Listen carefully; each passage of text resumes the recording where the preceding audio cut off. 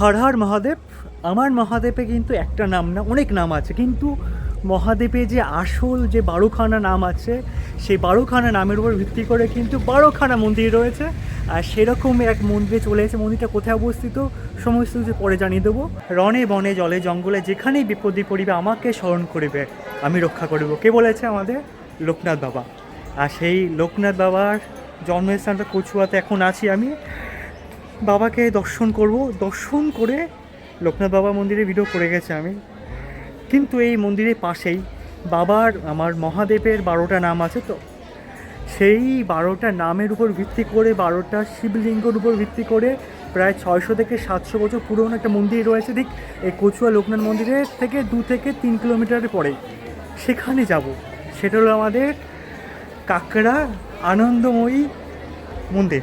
চলো যাওয়া যাক।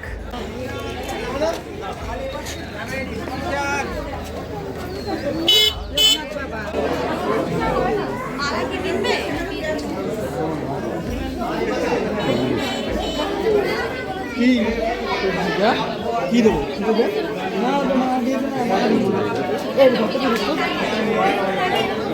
টাইম হলো সকাল 8টা থেকে 12টা এবং বিকেল 3টে থেকে 8টা। বাবার দর্শন হয়ে গেছে। দর্শন হওয়ার পরে সামনে রয়েছে আমাদের দুধ পুকুর। যারা কচুয়ায় লোকনাথ বাবার মন্দিরে জল ঢালতে আসে জন্মাষ্টমীর সময়, তারা কিন্তু এই দুধ পুকুরে এসে প্রথমে চান করে। কেমন? চান করার পরে বাবার মাথায় জল দেয়।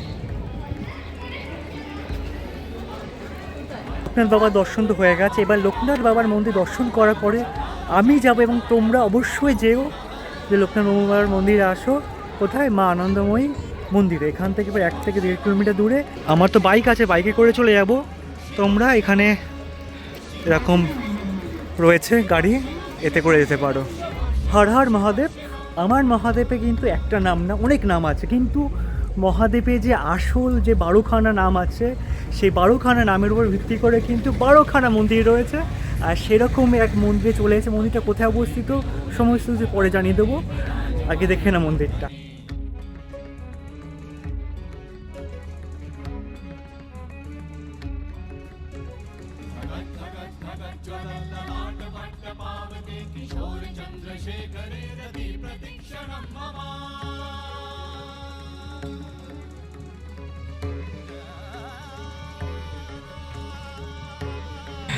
এই যে দেখতে পাচ্ছ টোটাল কিন্তু এখানে 12খানা মন্দির রয়েছে। ওকে। আর সামনে রয়েছে আমাদের আনন্দময়ী মা। কাকড়া আনন্দময়ী দ্বাদশ মন্দিরে আসবে কী করে? কাকড়া নাম শুনে বুঝতে পারছো কোথায় অবস্থিত? কাকড়াতে। সেখানে আসার জন্য আমাদের হাসনাবাদগামী যে কোনো ট্রেনে উঠে কাকড়া মির্জানগরে বসবে, অথবা হ্যাঁ সেই লোকনাথ বাবা মন্দিরের থেকে এখানে 2 থেকে 3 কিলোমিটার দূরে কিন্তু এই মন্দিরটা অবস্থিত। তাই এই মন্দির আসার জন্য টাকি রোড হয়ে আসতে পারো, বা যখন লোকনাথ মন্দিরে আসবে লোকনাথ মন্দিরের পাশেই এই মন্দিরটি, কাকড়া আনন্দময়ী দ্বাদশ মন্দির। কার হর হর মহাদেব। এই মন্দিরের সম্পর্কে একটু জানান। মন্দির 600-700 বছর পুরনো আগে মন্দির। আগে ভাঙা চলেছে, দেখা যাচ্ছে এই যে। আচ্ছা আচ্ছা আচ্ছা আচ্ছা, যে ছবিটা আছে এরকম মন্দির ছিল আগে। হ্যাঁ, ভাঙাচোরা। ওকে। এখন রিপেয়ারিং করা হয়েছে। আচ্ছা আচ্ছা সাহায্য নিয়ে তৈরি করা। আচ্ছা, এটা লোকনাথ মন্দিরের পুরনো না আগে? এটা মানে লোকনাথ মন্দিরের পুরনো এটা? আর এটা আগে পুরনো, তারপর লোকনাথ মন্দির আসে। আচ্ছা আচ্ছা, মানে মহাদেবের যে 12খানা নাম, সেই 12খানা নামের উপর ভিত্তি করে শিবলিঙ্গ ওয়াইজ এখানে মন্দির বানানো হয়েছে। ওকে, চলো। আমাদের প্রথম যে নাম তারকনাথ। আর তারকনাথের শিবলিঙ্গ হলো এই যে জয় বাবা তারকনাথ। এই ফাঁকে কিন্তু আমরা জেনে নেব যে বাবার যে 12টা নাম সেটা।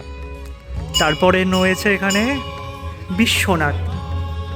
এই যে হলো বিশ্বনাথ, জয় বাবা বিশ্বনাথ।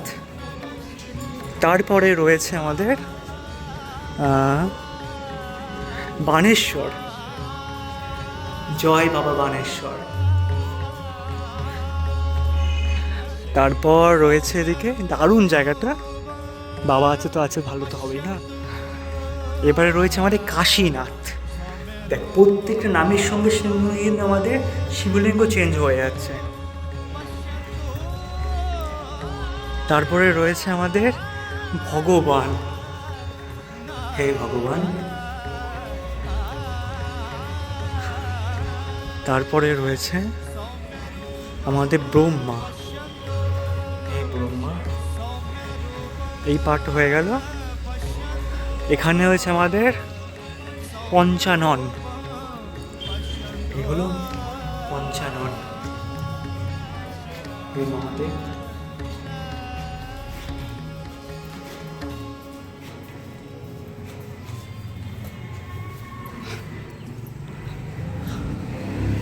পঞ্চাননের পরে রয়েছে এখানে আমাদের শিবনাথ,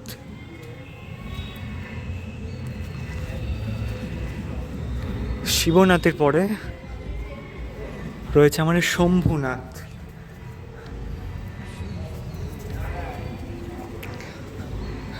শম্ভুনাথের পরে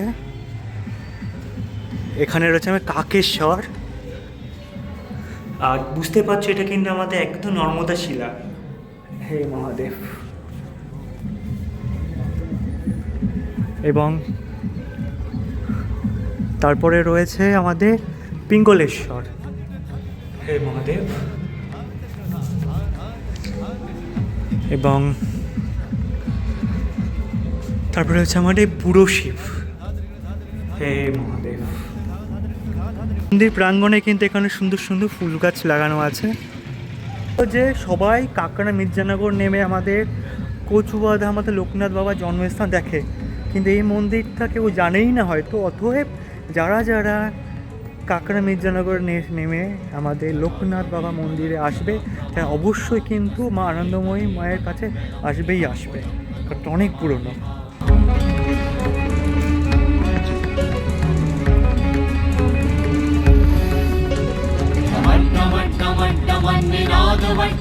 वयं चकार चण्डताण्डवं तनोतु नः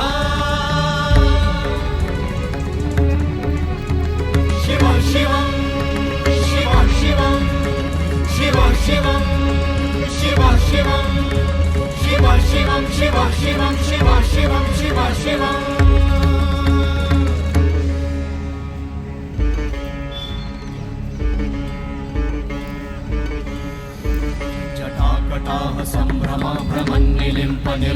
আমরা আনন্দময়ী মা বাবা তার চারিদিকে ঘিরে আবিষ্কার হয়ে রয়েছে। চলো মায়ের দর্শন করে নিই। সামনে রয়েছে আমাদের নন্দী মহারাজ।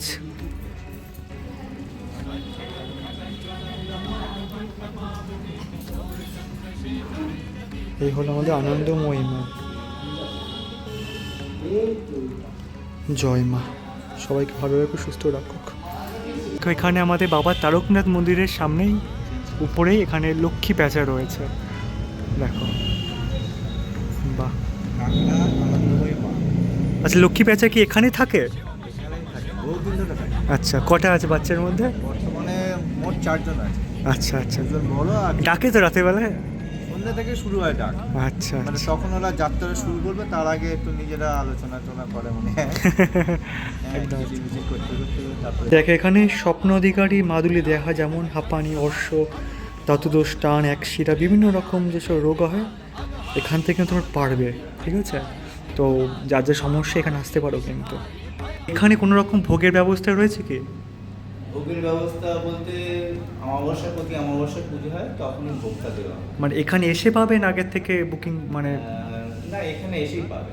আচ্ছা, এখানে এসেই পাবে, আগে থেকে বুকিং করার দরকার নেই।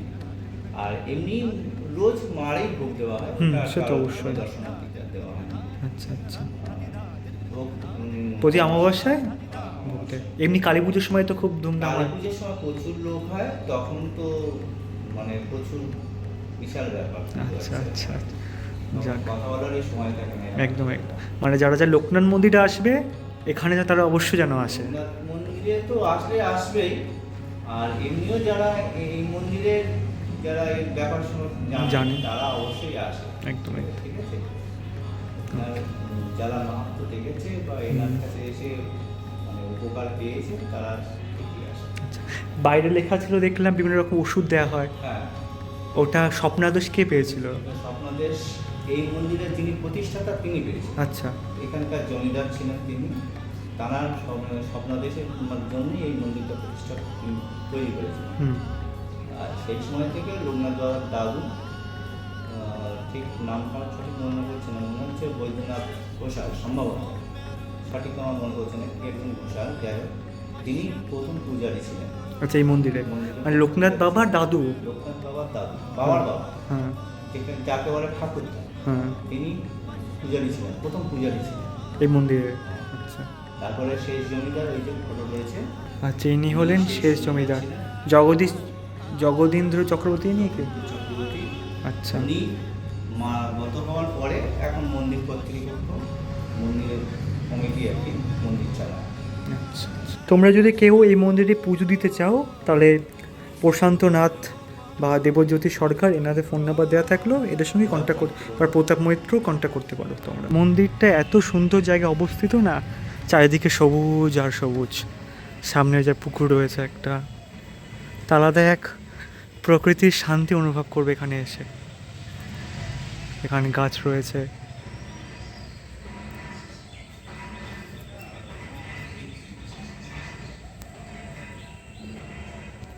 ইনি হলেন শেষ জমিদার। এই হলো আমাদের কাকড়া আনন্দময়ী মায়ের মন্দির। তোমরা যারা লোকনাথ মন্দিরে আসবে তারা অবশ্যই আসবে। শুধু যদি এই মায়ের জন্য আসতে চাও তাহলে অবশ্যই এসো। আমি এই মন্দিরের ম্যাপের লোকেশান ডিসক্রিপশন বক্সে দিয়ে দেবো, সেইটা ফলো করে এখানে চলে আসতে পারবে। অতএব ভিডিওটা এখানে শেষ করি। খুব ভালো থেকো। হর হর মহাদেব, জয় মা কালী, জয় বাবা লোকনাথ।